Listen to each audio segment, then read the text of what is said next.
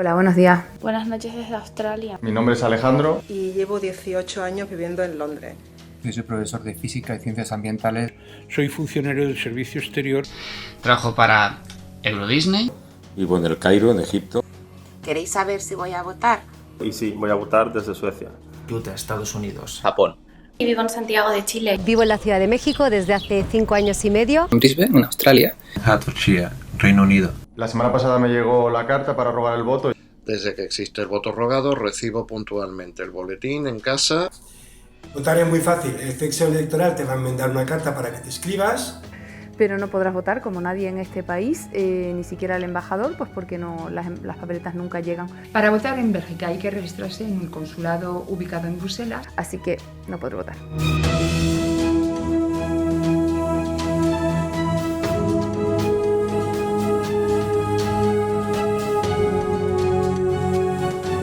Me han dicho que no puedo votar desde aquí, desde Japón, sino que tengo que votar desde Noruega. No he podido gestionar mi voto. Me tienen que enviar las papeletas a mi casa de Noruega, alguien las tiene que recoger por mí con una autorización y esa misma persona podría votar por mí. Estoy completamente en contra del voto rogado. Si no llegan a tiempo, tendré que acudir a Ámsterdam. Lo cual no es gratis. Es remarcable que cueste dinero votar. En las andaluzas, la Junta me lo devolvió, unos 7 euros. Espero conseguirlo. Llevo 10 años en Suecia y siempre he votado.